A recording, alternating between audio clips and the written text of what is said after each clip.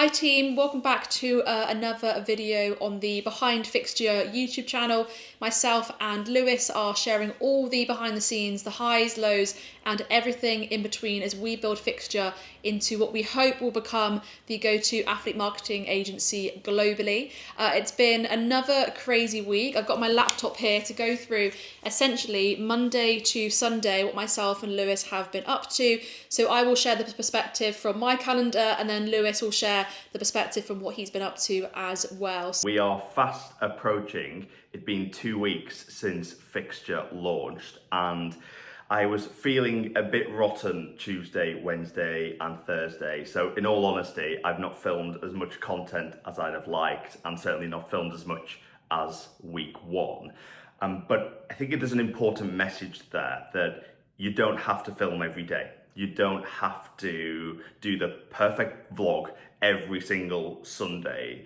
Ellie and I have committed to doing a weekly vlog, and we will continue to do a weekly vlog. And there's going to be weeks like this week where fundamentally I've just not been able to film. I was a little bit run down, had a migraine on Tuesday, Wednesday and Thursday. I got work done. I wasn't just in bed all day. I was resting a lot more than I would usually, napping a little bit on Wednesday. In particular Wednesday, I slept a lot of the day, cancelled quite a few meetings, pushed them back to later in the week and into next week. So I thought I'd recap some of the things that I've done this week to paint that picture of some of the highs, some of the cool conversations, some of the cool meetings, but also some of the less glamorous parts of entrepreneurship, and one of those being not feeling too well. So Ellie and I had a really good conversation with a sports lawyer on Monday. We met for about an hour and a half to talk about how we might be able to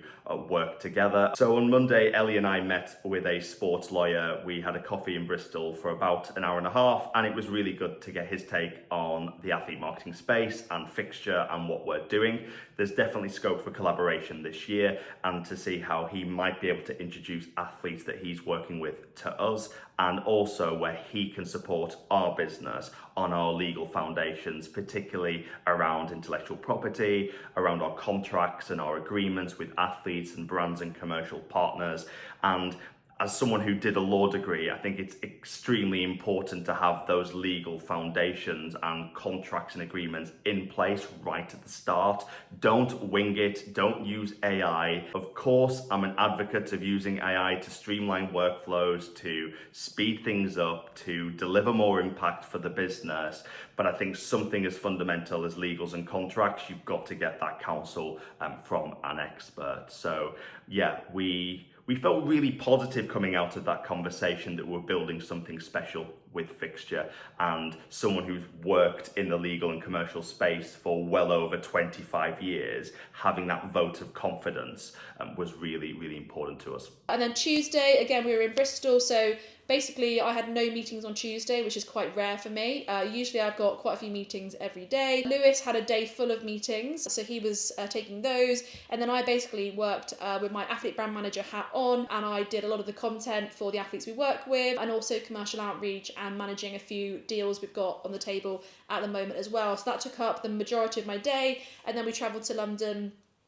I think it was about 7:30 we went across to London, and then because it was tube strikes, I didn't end up getting to my brother's until I think 11 p.m. I think it was, so it was a pretty long evening. But I had a very early start the next morning at, I woke up at, I think it was about 6 o'clock, because again, there were tube strikes, and I was heading to Lords for a content shoot with Tymal Mills. Really exciting content shoot. It was the London Spirit 2026 100 kit launch. Lords, the home of cricket. You know, when I was growing up, I wanted to play cricket for England at Lords, and I haven't been able to do that, but I was walking on Lords, on the pitch, you know, creating content with Tymal, and I had to take a moment to think, wow, this is incredible. You know, often I'm very, go, go, go. And I don't often sort of stop to reflect and think about what I've achieved, what we've achieved as a business. And moments like that, you know, if I look back to sort of like 10-year-old me growing up wanting to play at Lords, I was there filming content with this camera actually with Tymal, and I was looking around sort of imagining I was playing, and that was pretty special, which was very cool. Met some great people at London Spirit. We've got a lot of opportunity this summer with Tymal to create some great content with the launch of his YouTube and also all the BTS content across his short form platforms as well. So that finished up at about 12:30. Then I had a meeting with Amy from Squad Goals Global at 2 p.m. Myself and Lewis were on a panel with her up in Manchester for the Flair Financials Locker Room event. That was about 6 weeks ago now. She's worked in the sports industry for quite a while now. She's got so much experience, so like the same values as us, honestly. Like when we speak to people like Amy and we realise the value alignment, what she wants to achieve in the space, it's really exciting to be able to, one, have those conversations and meet people like Amy, but also pursue potential partnerships and opportunities as well. So TBC, we're trying to figure out what a partnership or sort of collaborative effort can look like, but it's shaping up very nicely. That's what I can say for now. At 4 o'clock, we had a meeting with a potential intern for us at FIXTURE, which was very cool. So we've gone through a whole process. You know, we've put together Google Docs where it shows sort of what the role would look like, KPIs, expectations, what we can offer for an intern. So yeah, that was really good. Hopefully we get the green light on that this week and we get started. So more on that very soon. And then I had an influx of meetings actually from 5 o'clock till 6. I spoke with Caroline Muller, Benfica and Denmark women's footballer. She's been doing amazingly on the pitch and off the pitch all season. She's just won the league with Benfica, which is amazing. And then her content has been sharing about all the BTS of her life as a professional footballer, but also leaning into fashion, lifestyle content. She's a big foodie as well. So we've shared lots, or she shared lots, and we've supported her through that for the last, I want to say about 10 months now we've been working with Caroline, which is very, very cool. So yeah, that was a great chat to catch up on all things content and commercial. Then I had a meeting at 6 p.m. with Patrick, who works at Millions, which is an athlete to brand partnership platform that we use, which was very cool. So basically updating me on some of the latest features, so I'm sort of in the loop in terms of how to best optimize the platform. And then from 6:30 until 7:30 I spoke with Grace Gear. She is in the top 40, and we've been working with Grace for the past 6 months, which has been amazing. She regularly gets well over 1 million views per month across the social platforms, a lot of viral videos, and she's launching a business very soon as well, which we're supporting her with. Every day this week, I have been starting conversations with athletes, predominantly on Instagram and LinkedIn. This is not to sell them anything. Right now, my mindset is, let's start conversations, let's get feedback on what we're building with FIXTURE, and of course, if they're interested in what we have to offer and how we can elevate their brands, then fantastic. But it's really important, even when you've launched, to continue establishing that product market fit. Just because you've launched and you've got beautiful branding and you've got a nice website and you've got a real semblance of a business, you can still be testing your value proposition and fundamentally the services and the offer that we have to these athletes. So has some really positive feedback from the athletes that I had conversations with, and a few of those have converted into meetings that I'll be having in the upcoming week and weeks. In what is a very busy summer of sport, I think athletes are really seeing the importance of building their brands on social, and also the commercial opportunities that can be unlocked off the back of that. I think I mentioned earlier in the week that I'd had conversations with parents of athletes. In particular, I had 2 meetings with dads of young racing drivers. Now, both of these racing drivers are extremely ambitious with their racing, but they also know the importance of building their brands to get in front of potential sponsors who can help them enter competitions. Fundamentally, racing, whether that is Formula One or even the karting circuit, is an extremely competitive sport to get into, and it costs a lot of money. And something really important to me, a value of mine, if I'm ever speaking to an athlete that's 15, 16, 17, 18, I will always look to get their parent on board. I will never send a contract to a 16-year-old, 17-year-old and expect them to sign it. I think there's a moral obligation on agencies, and as a founder, someone that's 27 and is running an agency, and I want to sign these athletes to work with us, I absolutely want to get their parents' permission and also buy into what we are doing. So I can share more on that on another video potentially and do a deep dive on what our process is there, but that's really important to me, and I think there's that ethical and that moral obligation on founders to make sure that anyone that you're signing fully understands what they're getting into, they've fully read the contract, and they're ready to roll, and you're really clear on expectations on both sides. Sadly, I couldn't get to the 100 shoot with Tymal, one of our clients, on Wednesday. Ellie was at Lord's again, filming content for Tymal behind the scenes, doing some pieces to camera, and we're going to be rolling out his social content very, very soon. So watch this space. But yeah, I was sad to not be able to get there on Wednesday. Wednesday was a bit of a write-off for me, in all honesty. And then Thursday, I had a networking chat with Zach at 9 a.m. So he was quite curious about our rebrand from Press Upload to Fixture, and also just like my thoughts on the athlete marketing space, player-driven content. He is operating in the same space, and he was just wanting to have a catch-up, which was nice. So every week I try and have sort of 2 or 3 conversations with people within the sports space, not even necessarily sport, but just people who want to reach out and have a chat, or who I've reached out to network, chat, and sort of get to know each other. So that was very cool. I then went from Elephant and Castle to Holborn, had a few in-person meetings there, so I prepped. There was the tube strikes again, so I got there quite early. Then at 11 o'clock, I had a catch-up with my friend Georgia. Now, we went to university together. We both played for Exeter it was our university, played in the cricket team, which was really cool. I've not played cricket for a while. I'm not sure if she still plays, but we played together for a few years, which was awesome. And she works at a company called Signify, and they are all about data insights and basically protecting athletes online from abuse. Social media can be the best place and the worst place in terms of like comments, negativity, and also protecting the safety of athletes on social platforms as well. So they're all about data, all about insights, and also protecting athletes on social media. So we were talking about some form of partnership or collaborative effort. I've been talking to Georgia for the last 12 months about doing something, and I think we're pretty close to being able to do something really concrete, which is exciting. I then met up with Alex and Nathan, who are co-founders of Invictus, who I mentioned. They were in person having some meetings around the Holborn area, so we met up for a coffee for an hour and a half, filmed some content, some video content, which will be going live across their socials over the next few weeks, which is really exciting. And then from 3:30 till 4 o'clock, I had a catch up with Lewis and Corey, so a bit of a team catch up, talking about a particular athlete and a workflow, and looking at commercial deals as well. So we have regular team catch-ups. Corey's in the US, myself and Lewis are UK based, so often Google Meet is what we have to revert to catch up. But yeah, really good catch up. And then into the evening, I headed back to Elephant and Castle and then worked on commercial outreach for the remainder of the evening. I'll always make it a priority every week to reach out to brands. We get a lot of inbound in terms of brands interested and actively reaching out to us via the athlete's email in their bio.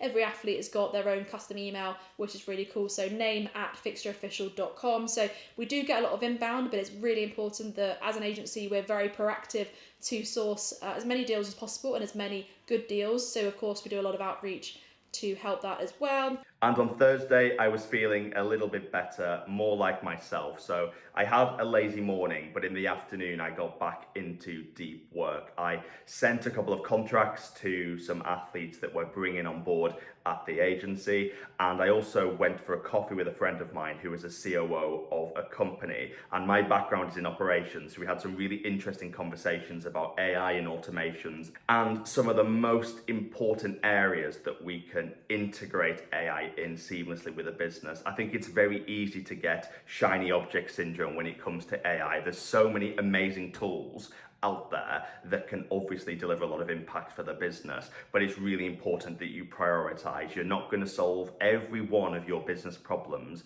overnight just because you get a fancy new AI tool. So I've identified 2 or 3 areas heading into May that we want to really double down on in terms of how AI and automations can streamline things there. Can we do the same amount of output?